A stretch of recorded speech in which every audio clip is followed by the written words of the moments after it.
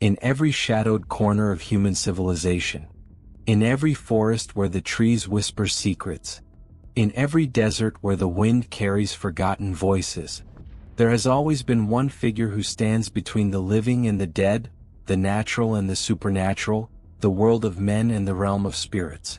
She goes by many names: witch, sorceress, oracle, poisoner, healer, medium, a bridge between what is seen and what should never be seen.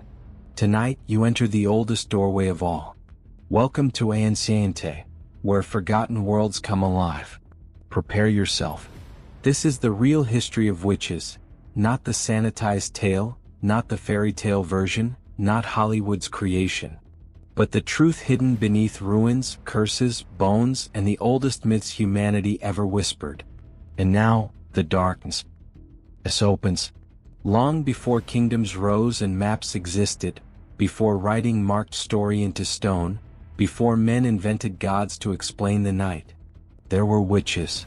Not the broom-riding figures of children's books, not the green-skinned caricatures of modern entertainment, but ancient women and men who spoke to the world in a language older than prayer, the language of storms, shadows, blood, and fire.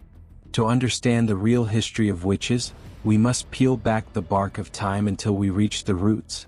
Roots buried beneath 10,000 years of fear, worship, persecution, and misunderstanding. And what we find at the beginning is not evil. Not yet. We find the first humans learning to survive, and the first humans learning to bend reality. Imagine a world where the night is absolute. No lamps. No warm houses. Only darkness that breathes with predators, spirits, and unknowable shapes. In this world, fire is more than warmth. It is power. And the one who can control fire, herbs, healing, visions, and spirits becomes something more than human. Archaeologists have found caves where ancient shamans painted figures with horns, glowing eyes, and fire in their hands. Figures believed to be the earliest witches or spirit walkers. These early witches were healers, midwives, visionaries, interpreters of dreams, guides of spirits, masters of herbs both healing and deadly. But they were also something darker. They were the ones who dared speak to the night. And night answered. Every ancient civilization developed a language for the invisible. Some called it magic. Others called it witchcraft. But its oldest name was simple: the shadow language. It was the belief that the world is alive. Every rock, every river, every wind, every dream, every death. The first witches were the translators of this living world. They learned which plants healed, which plants killed, which dreams warned, which spirits guided, which spirits devoured, and they guarded these secrets with their lives. Because knowledge was power, and power was dangerous. If you wanted a child to survive, you went to the witch. If you wanted rain, you went to the witch. If someone wronged you and needed punishment, you went to the witch. They were not merely respected, they were feared. And fear is the soil from which legends grow.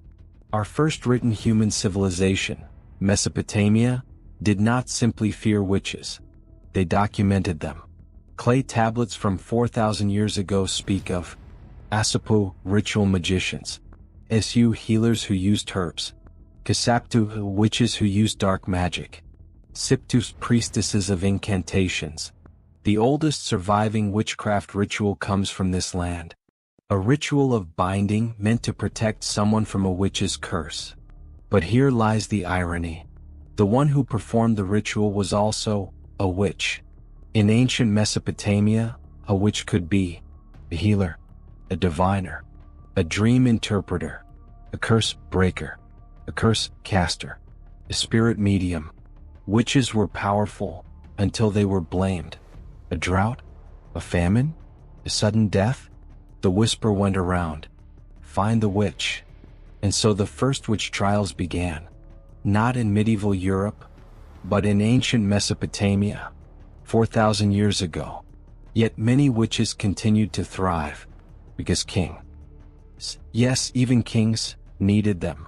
If Mesopotamia gave us the first witches, Egypt gave us the first witch goddesses. The Egyptians did not see witches as evil.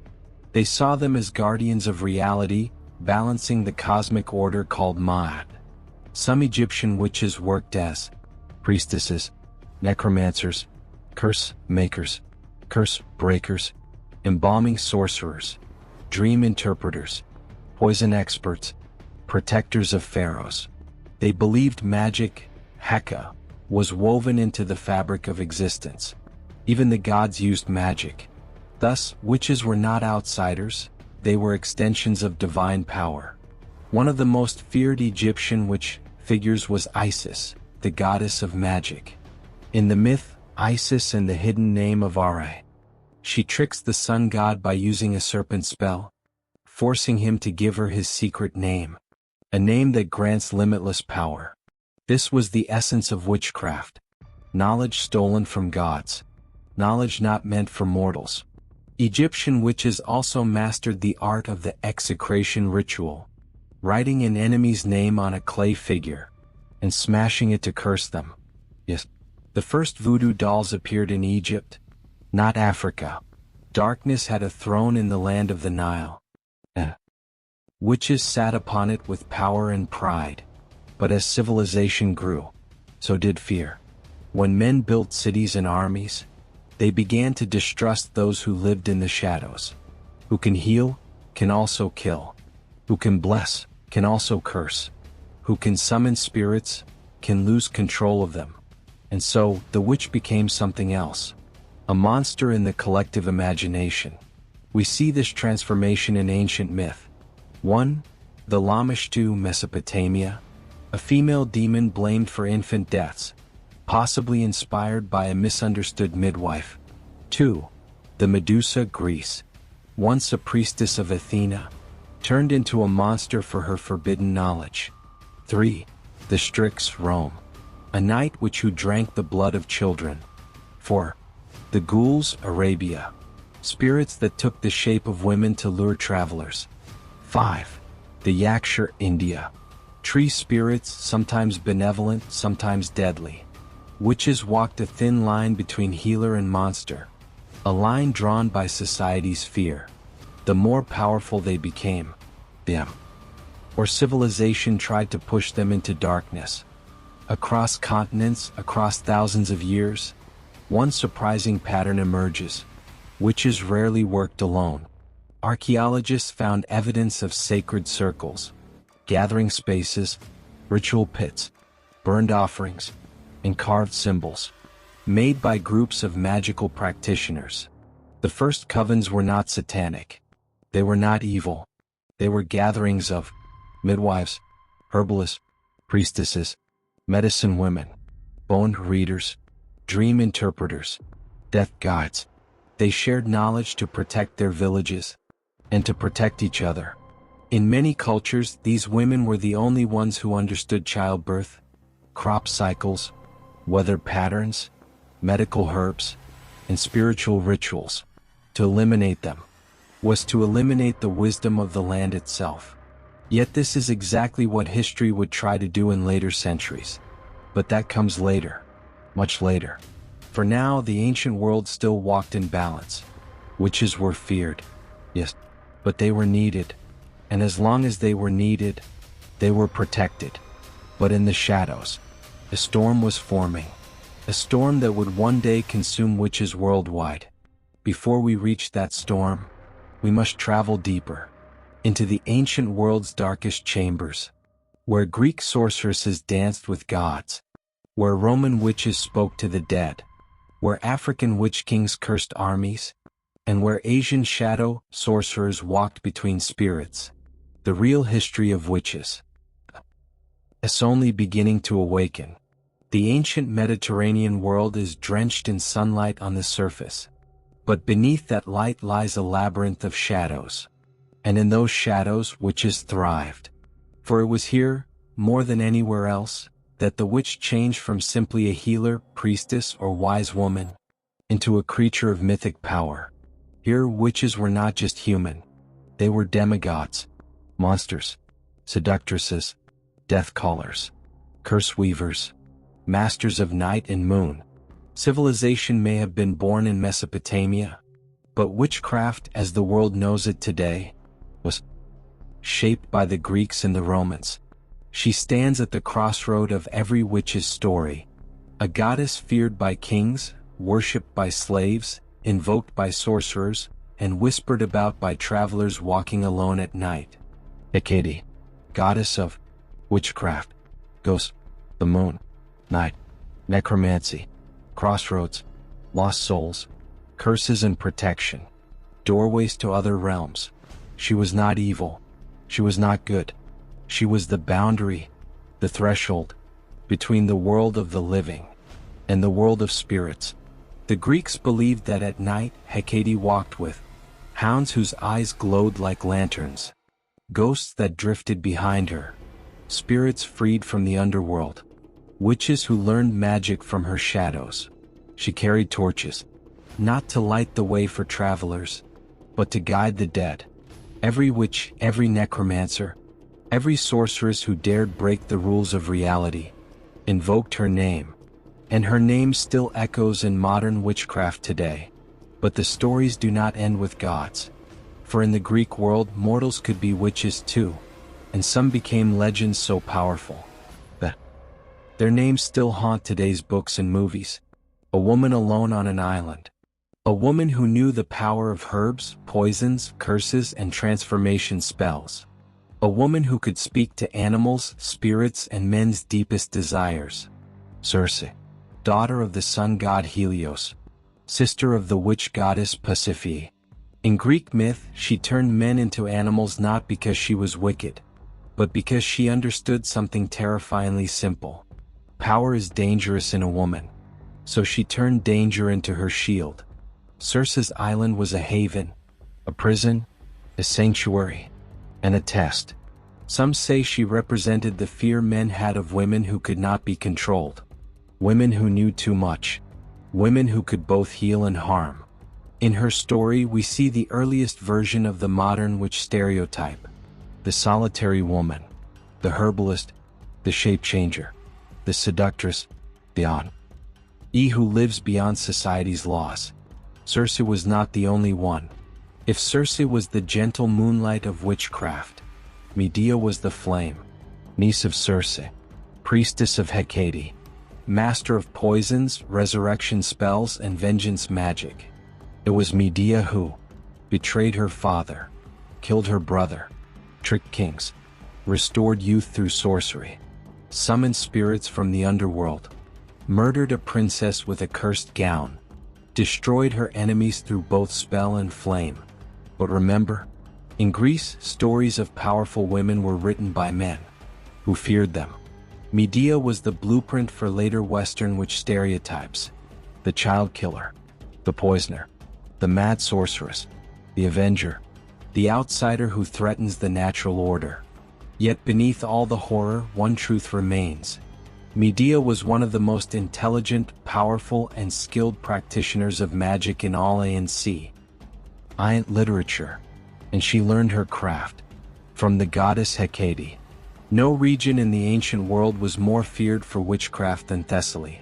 Roman soldiers whispered, "Do not walk alone at night in Thessaly, the witches will find you." Thessalian witches were believed to perform the darkest arts. 1. Bringing the dead back to speak. Not resurrection, not life, only speech. The lips of the dead murmured secrets, and the witches listened. 2. Drawing down the moon. Ancient texts say Thessalian witches could pull the moon from the sky, bottle its light, drink its power, use it to curse men. Of course, these were myths, but their origin tells us something important. The Greeks believed witches could command cosmic forces. 3. Blood rituals. Thessalian witches used bull's blood, menstrual blood, graveyard dirt, bones of criminals, nocturnal herbs harvested under specific stars. They cast spells not in temples, but in wilderness, among tombs, mountains, and battlefields, and they traveled in groups. The earliest image of the night witch coven. Many scholars believe the image of witches flying tea on brooms yet but soaring through the sky, originated from tales of Thessaly. If the Greeks saw witches as powerful, complex beings, the Romans saw them as monsters. Roman poetry is filled with terrifying witches. Canidia, a necromancer who buried children alive. Saganas, night witches who howled with wolf spirits. Dipsas, a love spell sorceress. Horace's witch trio, grave diggers who boiled corpses.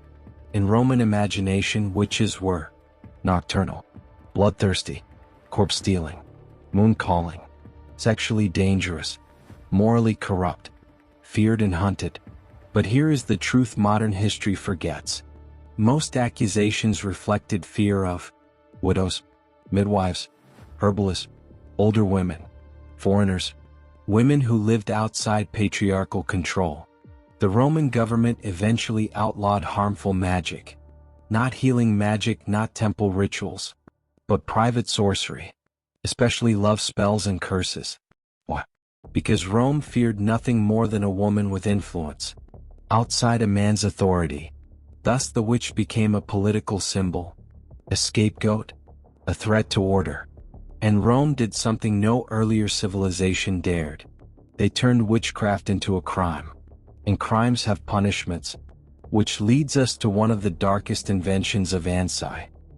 In Rome, Romans used lead-cursed tablets called depictions, small sheets of lead, inscribed with the target's name, the curse, the demand to the underworld, the name of a demon or spirit assigned the task.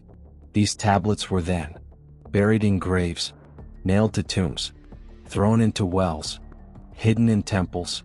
Most curses were for revenge, love, business rivalry, legal disputes, sports competitions. Witches were hired to create these tablets. Some were discovered with hair, nails, blood, and wax dolls tied to them.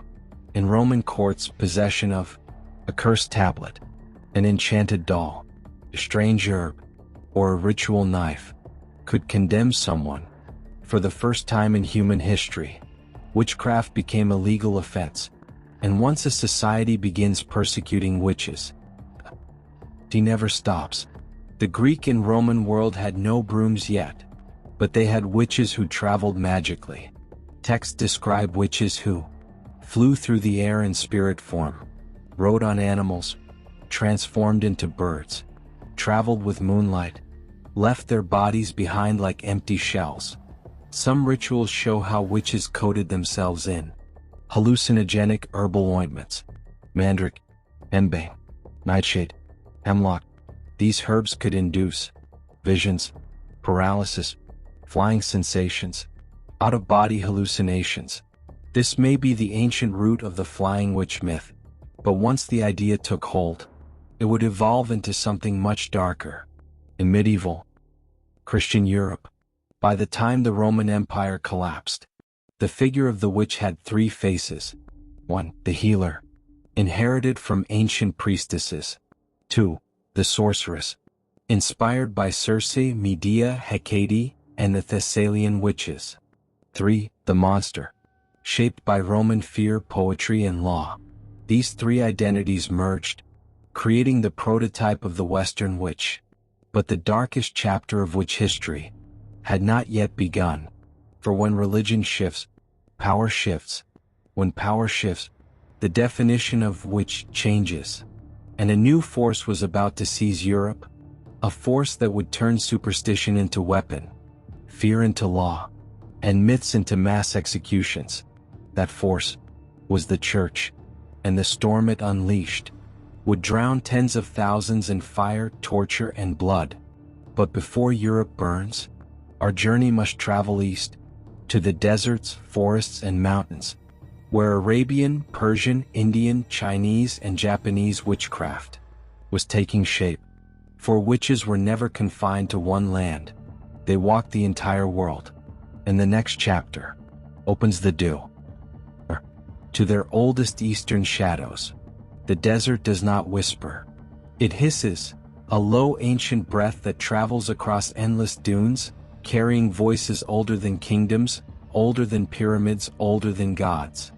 And in those drifting grains of sand, sharpened by millennia of sun and wind, lives the memory of the first society where magic was not only believed, it was organized. Welcome to ancient Egypt, the land where magic, Heka, was not superstition. It was law, medicine, government, warfare, and daily survival. And in its glowing temples and shadowed inner chambers stood the world's earliest institutional witches, healers, seers, sorceresses, and keepers of forbidden spells. Today we descend into a world where magic was a profession, and witches shaped the fate of empires.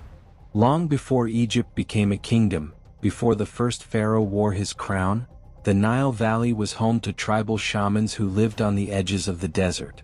They were called the Medjay, nomadic desert protectors, trackers, and ritualists. These early witches did not rely on charms or herbs alone. They believed the desert itself was alive, that storms, famine, and disease were manifestations of powerful spirits. To control them, the Medjay performed rites under the moon using desert animal bones, powdered meteorites, burned acacia extract, snake venom mixed into inks, blood of sacrificed desert goats. Their rituals were not written. They were sung in low rhythmic chants that blended with the desert wind. These chants were believed to strike fear into demons, bending them to human will. Though Egypt eventually became a structured civilization, echoes of these nomadic witches remained, especially in the practices of early priestesses. When the early Egyptians settled along the Nile, their understanding of magic evolved. Magic was no longer a tool. It became a cosmic force. They called it Heka, the power by which the gods created the world. To them, without Heka, Ra could not rise.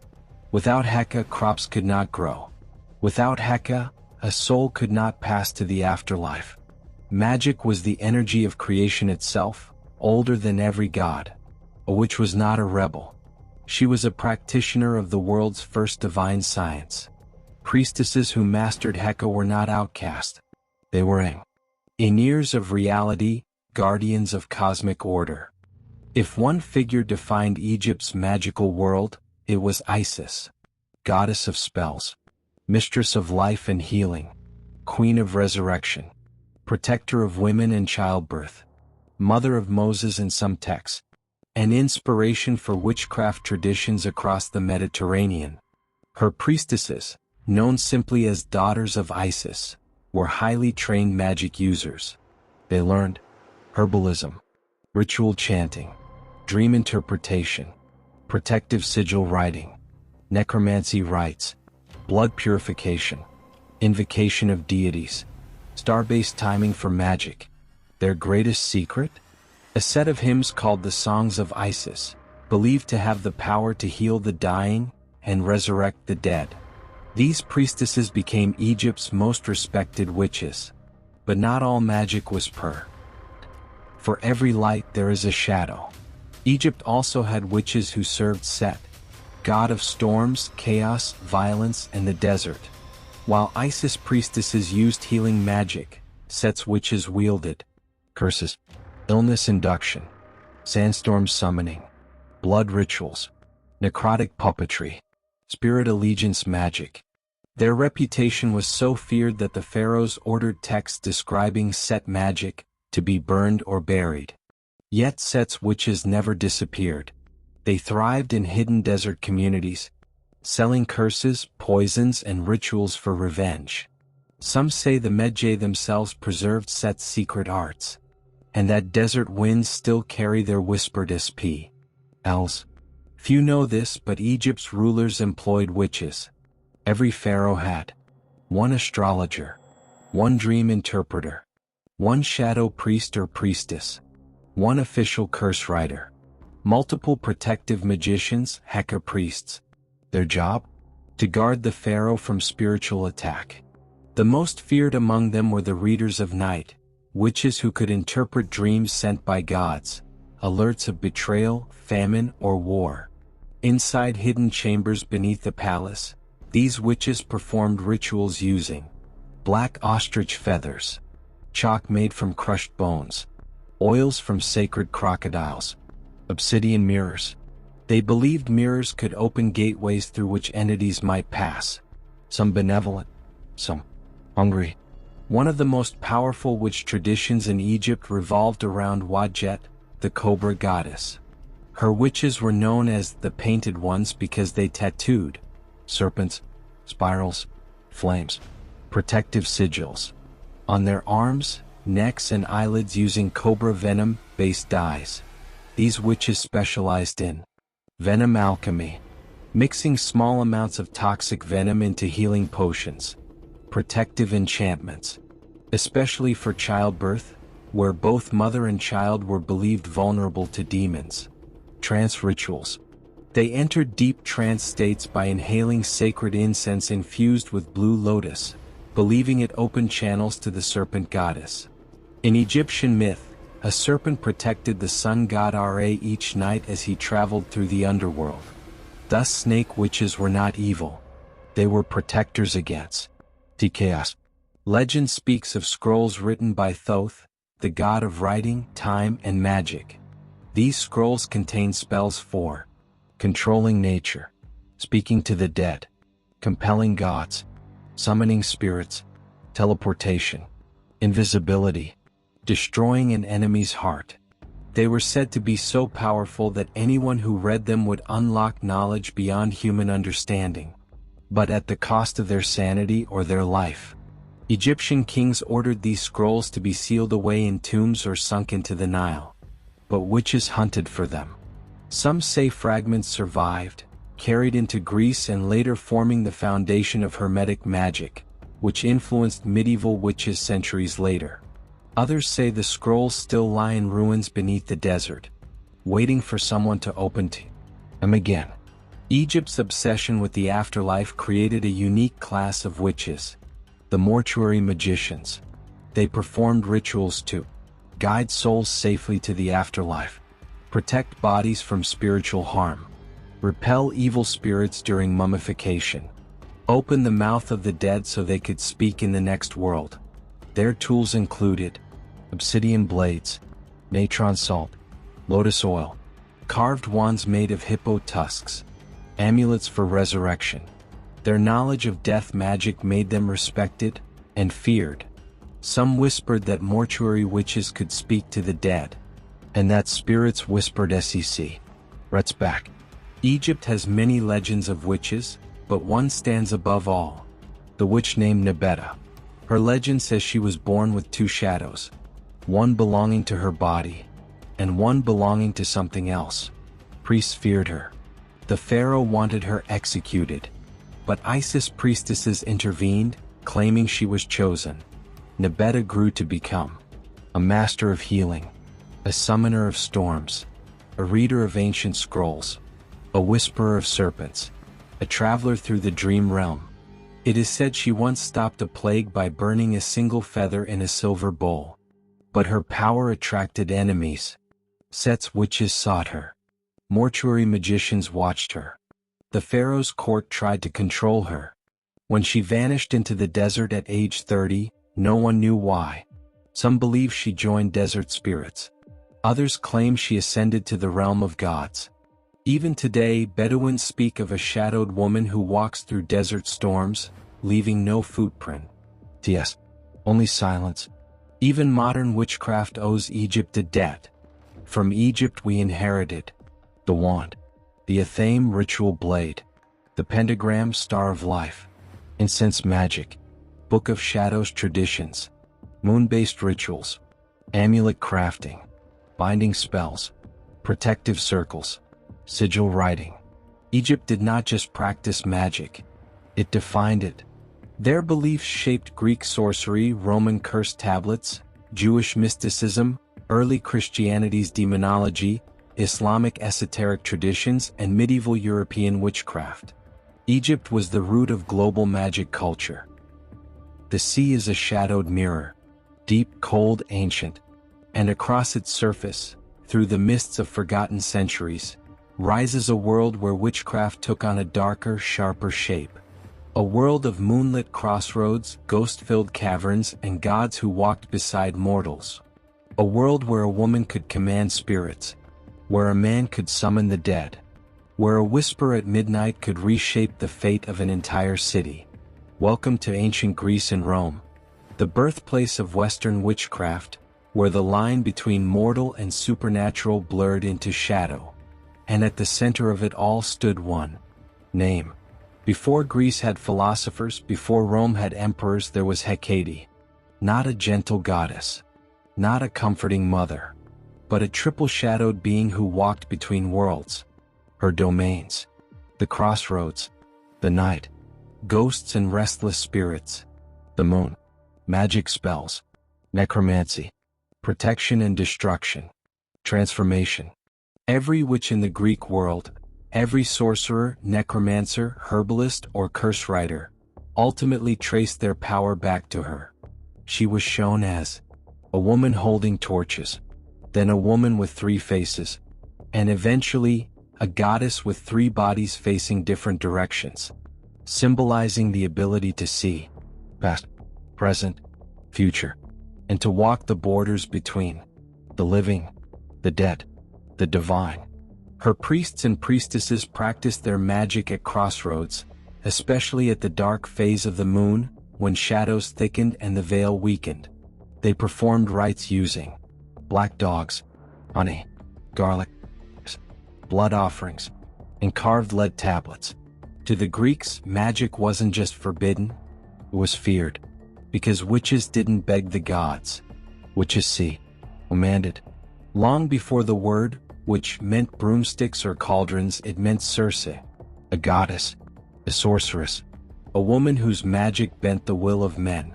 She lived on the island of A, surrounded by enchanted forests, sacred animals, her forbidden garden of herbs. Her knowledge of plants was unmatched. Every leaf, every root, every petal had a purpose.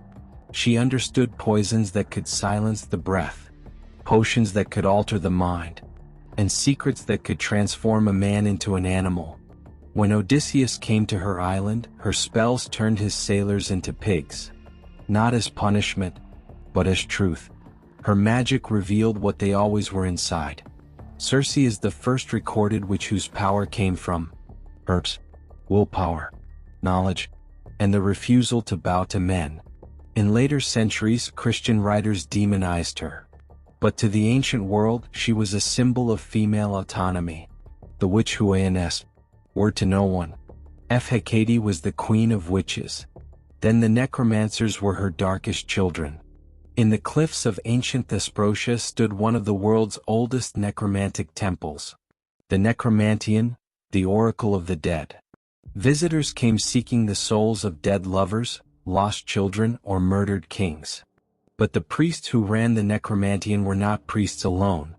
They were witches trained in spirit summoning, trance walking, dream invasion, and corpse communication. They consumed hallucinogenic herbs mixed with barley beer. They performed rituals in total darkness. They descended into tunnels meant to replicate the underworld itself. And they called upon spirits through iron rattles, copper bowls, burning fat, strange humming chants, and incense of myrrh, henbane, and black poppy. Many left the temple thinking they had spoken to the dead. But the witches who worked there knew the truth. Some of the Isis were not human. If Greek witches were mystics, Roman witches were monsters. The Romans feared witches more than any other culture.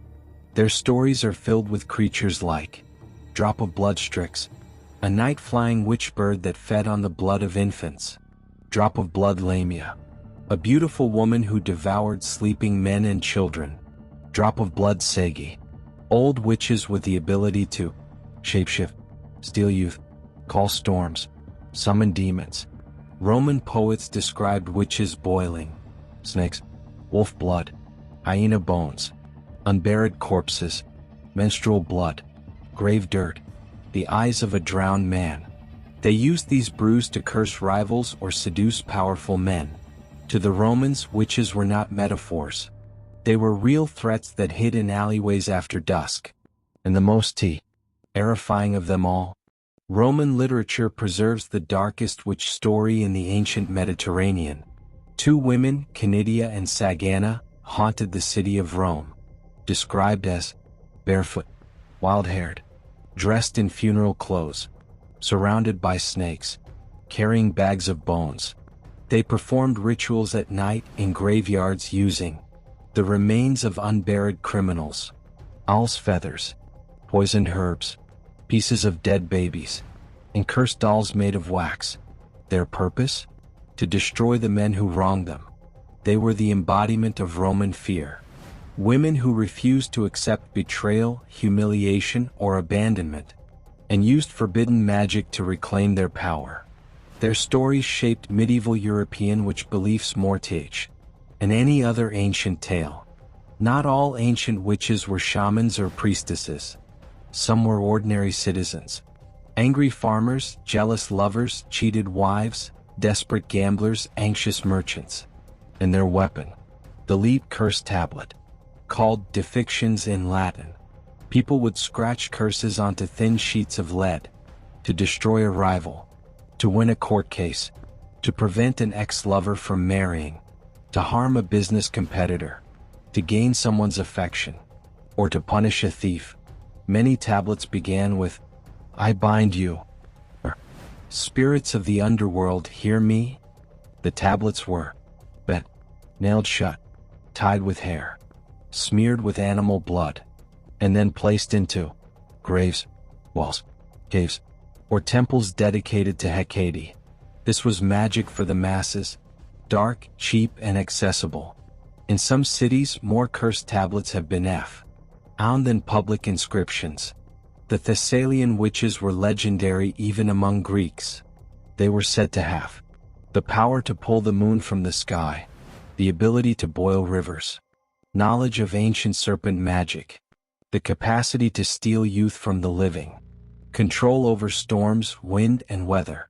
Their rituals involved heavy chanting, ritual nudity, spinning under the moon, pouring milk into the earth, whispering to snakes, burning herbs with intoxicating fumes. They were feared because they used magic openly, not in temples but in fields, forests, and mountaintops. Even sorcerers from other regions avoided them. The Thessalian witches represented the extreme, terrifying edge of magical power. The concept of the evil eye, one of the most famous magical beliefs on Earth, came from the Mediterranean world. The idea was simple. Certain people could harm you simply by looking at you. These witches were called Bascania in Greek, Malefica in Latin. They were believed to be able to cause illness, destroy crops, kill children, ruin marriages, infect livestock, twist fate, and drain energy without touching you, without speaking a word, just a stare. Protection against the evil eye included blue charms, fish symbols, crescent moons, hand signs, garlic, spitting 3 times, and iron tools. This belief spread into Judaism, Christianity, Islam, North African traditions, Arab folklore, and modern witchcraft. The evil eye is one of the oldest surviving magical concepts on Earth, and its roots lie in the Mediterranean witches. Not all witches summon spirits of the dead. Some summon the gods themselves. The most famous was the Oracle of Delphi, dedicated to Apollo. Visitors asked questions about war, marriage, crops, politics, justice, and betrayal. The priestess, called the Pythia, inhaled fumes rising from a sacred fissure, entering a trance in which she uttered cryptic prophecies that priests interpreted. But deeper research and darker stories suggest something more. Some Pythias practiced astral projection, dream walking, herbal intoxication, spontaneous possession, communication with non-human spirits. The line between witch and priestess was razor thin. In truth, many priestesses across Greece and Rome used what we would now call magical practices. The gods were their ears. Unlike medieval Europe, Rome did not burn witches for being witches. But Rome feared magic used against the state. The punishment for using harmful magic could be exile, imprisonment, or execution. During one infamous crackdown, over 2,000 witches were arrested in a single city. Rome feared poisoners, love spell makers, weather witches, political sorcerers, necromancers, curse tablet writers. But most witches were women, and their greatest crime was not obeying men. From Greece and Rome we inherited the image of the witch, the cursed tablet, the ritual circle, moon magic, herbal spells, familiars, necromancy, chanting rites, blood rituals, divination, invocation formulas, the concept of white versus black magic, the fear of the witch as a threat to society. Every modern witch, every movie witch, book witch, ritual witch, carries shadows of Circe, Hecate, and the Thessalian moon stealers. They did not vanish. They evolved. And so, our journey through the real history of witches comes to a close, for now. From the forgotten priestesses of the Neolithic Age, to the sorcerers who rose and fell with empires, to the persecuted women and men whose only crime was knowledge. We have walked through thousands of years of shadow and flame. But remember this: history never truly ends. It only sleeps, waiting for those who dare to awaken it. If this story stirred something within you, a curiosity, a spark, a question, then you belong here, in the realm of Ancienta, where forgotten worlds come alive once more. This is only one chapter in an endless tapestry of lost myths, forbidden rituals, and hidden truths. And there are realms we have yet to explore. The tales of demon kings beneath Mesopotamia, the secrets of the titans before Olympus, the forbidden magic of Egypt's twilight dynasties, the jinn kingdoms of smokeless fire, and the witchcraft traditions that continue quietly even today. So, travelers of shadow and seekers of truth, subscribe, return, and step with me into the stories the world tried to bury. Because here on Ancienta, the past is never dead. It is alive, whispering, waiting. Until the next journey, stay curious, stay fearless, and never stop seeking the ancient.